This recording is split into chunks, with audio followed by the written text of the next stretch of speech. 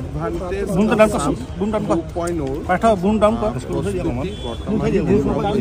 চলি আছে অহা 24 তাৰিখে সন্ধিয়া 5 বজাত প্ৰধানমন্ত্ৰী ডাঙৰীয়া গুৱাহাটীত আহি উপস্থিত হ'ব আৰু সৰু সজাই ঝুমুৰ নৃত্যৰ পৰিদৰ্শন তেখেতে উপভোগ কৰিব 25 তাৰিখে ৰাতিপুৱা 10 বজাত আৰু 24 তাৰিখে ঝুমুৰ নৃত্য শেষ কৰি নিশাই তেওঁ প্ৰদৰ্শনীখন চাব আহিব প্ৰধানমন্ত্ৰী ডাঙৰীয়াই বিচাৰিছে যে প্ৰদৰ্শনীখনত তেওঁ অলপ কিছু সময় বেছি থাকিব সেইবাবে পিছদিনালৈকে অপেক্ষা নকৰি ঝুমুৰ শেষ কৰি তেওঁ পুনৰ খানাপাৰালৈকে আহিব আৰু অলপ সময় দি পেলাই আধা ঘণ্টা 45 মিনিট সময় দি তেখেতে প্ৰদৰ্শনীখন চাব তাৰ পিছত নিশা তেওঁ বিশ্ৰাম ল'ব আৰু পিছদিনাখন দিনৰ 10 বজাত এডভান্টেজ অসমৰ যিখন উদ্বোধনী সভাত তেওঁ অংশগ্ৰহণ আৰু 12 বজাত তেখেত গুৱাহাটীৰ পৰা উভতিব প্ৰধানমন্ত্ৰী ডাঙৰীয়াৰ কাৰ্যসূচী সেইটো আৰু তাৰ লগত সংলগ্ন হৈ অহাকালিৰ ভিতৰত আমি গম পাম যে কিমান ৰাষ্ট্ৰদূত আহিব কোন কোন মন্ত্ৰীয়ে ফাইনেলি যোগদান কৰিব কিমান উদ্যোগপতি আহিব অহাকালি 11 বজাৰ পিছৰ ভিতৰত গোটেই যেটো আমি এক প্ৰকাৰ ক'ব গ'লে চিত্ৰখন স্পষ্ট হৈ পৰিব আৰু মই চেষ্টা কৰিম অহাকালি যাতে আপোনালোকক গোটেইখিনি কথা জনাব ভূটানৰ প্ৰধানমন্ত্ৰী অহাৰ সম্ভাৱনা কিমান আছে মই নাজানো কাৰণ এটা প্ৰট'কল এটা আছে যে প্ৰধানমন্ত্ৰী এখন দেশৰ আহিলে লগত আন এখন দেশৰ প্ৰধানমন্ত্ৰী অহা নহা এইটো বৈদেশিক পৰিক্ৰমা বিভাগে চাই আছে কিন্তু ভূটানৰ এটা শক্তিশালী ডেলিগেশ্যন তেওঁলোকৰ এজন মন্ত্ৰীও আহিব আৰু তেওঁলোকৰ গেলেফুৰ ওপৰত এটা 1.5 ঘণ্টাৰ সেশন এটাও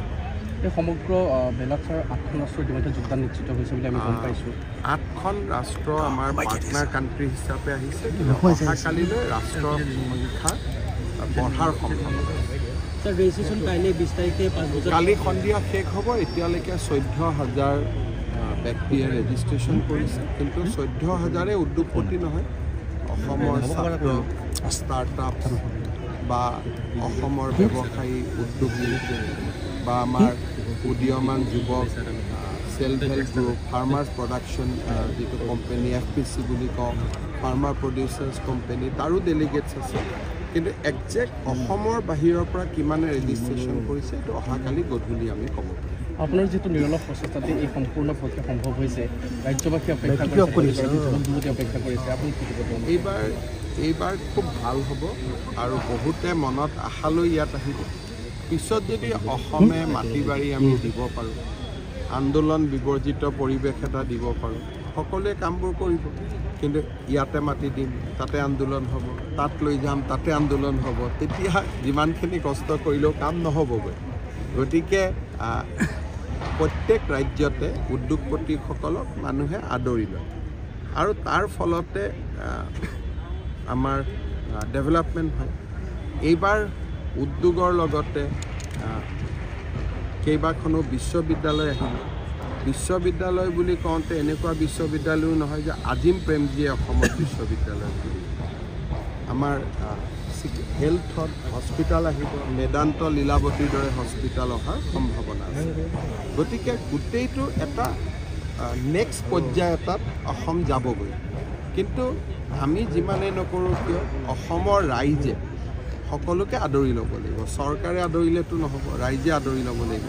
যদি ৰাইজে উদ্যোগপতিসকলক আদৰি লয় ৰাইজে যদি শিক্ষা ইউনিভাৰ্চিটি মেডিকেল এইবিলাকক যদি আদৰি লয় তেতিয়াহ'লে 2 বছৰ 3 বছৰৰ ভিতৰতে অসমৰ পৰিৱেশটো সম্পূৰ্ণ বেলেগ হৈ উঠিব কিন্তু মই ধৰি ল'লোঁ ইয়াতে মাতি দিলোঁ আকৌ ৰাইজে তাৰ পৰা পহু খেদি দিলে আকৌ দ্বিতীয় গ'ল তাতে আৰু এটা খেদা খেদিলে তেতিয়া যিমানে কষ্ট নকৰোঁ কিয় কেতিয়াও লাভ নহ'ব সেইকাৰণে আৰু এইবাৰ আমি স্মল স্কেল ইণ্ডাষ্ট্ৰি আৰু ষ্টাৰ্টআপ সকলকো বহুতখিনি ইয়াত সুবিধা দিব তেওঁলোকে ডাঙৰ উদ্যোগীসকলৰ লগত ইয়াত কথা পাতিব পাৰিব আমি B2B এটা সেশন কৰিছোঁ বিজনেছ টু বিজনেছ তাৰমানে ডাঙৰ উদ্যোগপতি আৰু ক্ষুদ্ৰ উদ্যোগপতিসকলৰ মাজত ইয়াত আলোচনা হ'ব তেওঁলোকে কিনা বেচাও কৰিব পাৰিব গতিকে সুবিধা বহুতখিনি থাকিব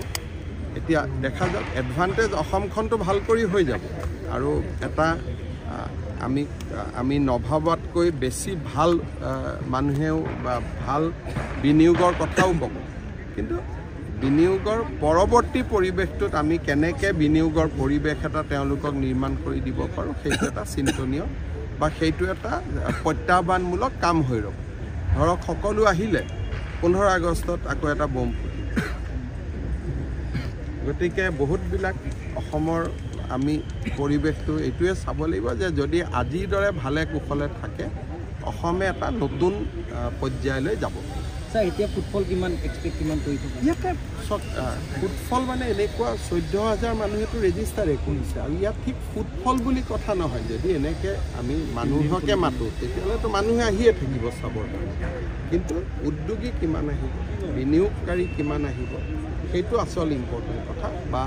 বেলেগ ৰাষ্ট্ৰৰ প্ৰতিনিধি কিমান আহিব অহাকালিলৈ পৰিৱেশটো স্পষ্ট হৈ পৰিব স্যাৰ ঝুমুৰক লৈ যিটো আপোনাৰ এটা আশা আছিল লৈ যোৱাৰ সেই আশাও আপোনাৰ পূৰণ হ'বলৈ গৈ আছে ঝুমুৰ হৈ গ'ল ঝুমুৰৰ পিছত আমি বাগৰুম্বা কেনেকৈ দেখুৱাম মোৰ মন আছিল যে বিহু ঝুমুৰ বাগৰুম্বা তিনিটাক আমি এটা ৰাষ্ট্ৰীয় পৰ্যায়লৈ লৈ আহিব লাগে বিহু হৈ গ'ল এইবাৰ ঝুমুৰ নৱেম্বৰ অক্টোবৰত বা ডিচেম্বৰত বাগৰুম্বা আৰু ইয়াৰ মাজতে বৰাক উপত্যকা BTAD আৰু হিলছ পাৰ্বত্য অঞ্চল আৰু ব্ৰহ্মপুত্ৰ উপত্যকা এই চাৰিওটা এই গোটেইখিনি অঞ্চলতে একেলগে 1 কোটি মানুহে অমূৰ আপোনাৰ দেউতা যাতে এখন নতুন অসমৰ সংকল্প সকলোৱে বুকুত বান্ধি ল'ব পাৰে গতিকে বহুতবোৰ এই বছৰটোত মোৰ বহুত পৰিকল্পনা আছে এটা এটাকৈ এইবাৰ বাজেটখন আহিলেও আপোনালোকে গম পাব যে বহুত নতুন পৰিকল্পনা আৰু যোৱা 4 বছৰত আমি যি শক্তি গোটালোঁ সাহস গোটালোঁ সেই গোটেইখিনি এই বছৰটো আমি এটা নতুন পৰ্যায়ত লৈ যাব খুজিছোঁ আপুনি অমূৰ আপোনাৰ দেশৰ এই যিটো বিষয় কৈছে কেতিয়ালৈ লক্ষ্য আছে নৱেম্বৰ ডিচেম্বৰ বা মানে দুৰ্গা পূজালৈকেতো বানপানী থাকিব এপ্ৰিলৰ পৰা ছেপ্টেম্বৰলৈকেতো আমাৰ ইয়াত বানপানীৰ এটা পৰিৱেশ থাকে সেইটো সময়ত মানুহৰ মনবোৰো বেয়া হৈ থাকে গতিকে যি কৰিব লাগিব অক্টোবৰৰ পৰা জানুৱাৰীৰ ভিতৰত কৰিব